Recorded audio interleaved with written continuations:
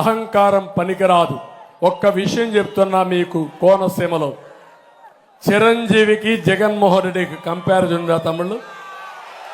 Comparison ఉందా అని అడుగుతున్నా మిమ్మల్ని, ఉందా అని అడుగుతున్నా.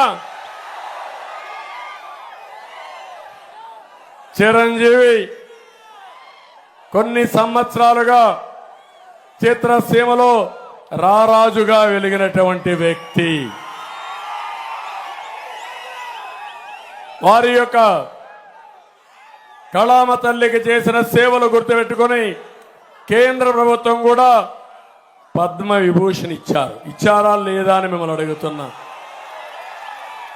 అదే మరిగా Rajamouli one of the best director. ఆయన సినిమాలు తీశాడు, బాహుబలి ఇవన్నీ. త్రిపుల్ కూడా మనం తీశాడు.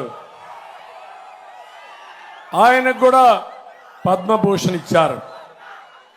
అలాంటి మహామహుల్ని, సినిమా హీరోల్ని పిలిపించి ఇంటి దగ్గర అవమానం చేసిన విధానం ఒక్కసారి మీరు గుర్తుపెట్టుకోవాలి. నేను 14 సంవత్సరాల ముఖ్యమంత్రిగా ఉన్నా. ఏ నటుడు కూడా నేను అవమానం చేయలా. నటుల్ని గౌరవించిన సంస్కారం మాది. పవన్ కళ్యాణ్ గారి సినిమాలు వస్తే కనీసం సినిమాల్లో ఆడడానికి రేట్లు కూడా ఇవ్వని దుర్మార్గుడు ఈ జగన్మోహన్ రెడ్డి.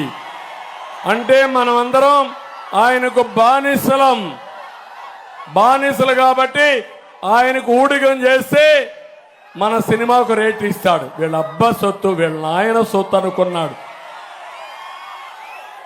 అలాంటిది చిరంజీవి గారిని, సినిమా ఇండస్ట్రీ మొత్తాన్ని అవమానం చేసిన వ్యక్తి, అహంకారైనటువంటి వ్యక్తి ఈ దుర్మార్గుడు.